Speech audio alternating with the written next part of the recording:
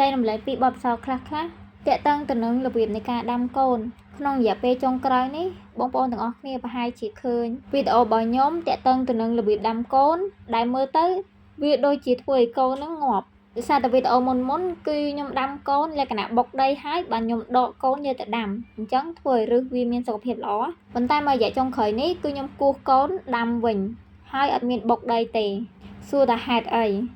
នេះគឺជារបៀបនៃការដាំកូនអត់មានបុកដីទេគឺយកកូនដែលគូសហើយហ្នឹងយកមកញាត់នៅក្នុងដីដាំតែម្ដងតាមតំណក់ទឹកមានឆ្ងល់អត់ហេតុអីបានខ្ញុំដាំបានហេតុអីបានបងប្អូនទាំងអស់គ្នាយកទៅអនុវត្តបែរជាដាំអត់បាន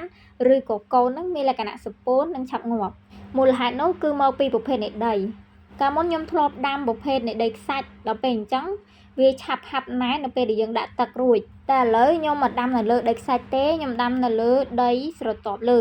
ឬក៏ដីលបាយទលេបងប្អូនអញ្ចឹងបងប្អូនទាំងអស់គ្នាកុំឆ្ងល់អីហេតុអីបានខ្ញុំដាំបានហេតុអីបានអ្នកទាំងអស់គ្នាដែលមើលវីដេអូខ្ញុំទៅបែរទៅយកទៅដាំបែរជាអត់បានមិនថាវីដេអូខ្ញុំឬក៏វីដេអូណាគេផ្សេងក៏ដោយសំខាន់មុនពេលដែលយើងដាំឬក៏យកបច្ចេកទេសពីគេទៅយើងត្រូវតែអនុវត្តនិងរៀនអង្កេតមើលខ្លួនឯងថាហេតុអីបានជាគេធ្វើបានហេតុអីបានយើងធ្វើអត់បានមកពីប្រភេទដីខុសគ្នាឬក៏អាកាសធាតុប្រែប្រួលឬក៏គេដាំនៅកន្លែងតំបន់ផ្សេងពីតំបន់យើងឬក៏មិនអាហ្នឹងយើងត្រូវសិក្សាស្វែងយល់ខ្លួនឯងហើយវីដេអូមានតែប៉ុណ្្នឹងអរគុណជម្រាបលាបាយបាយ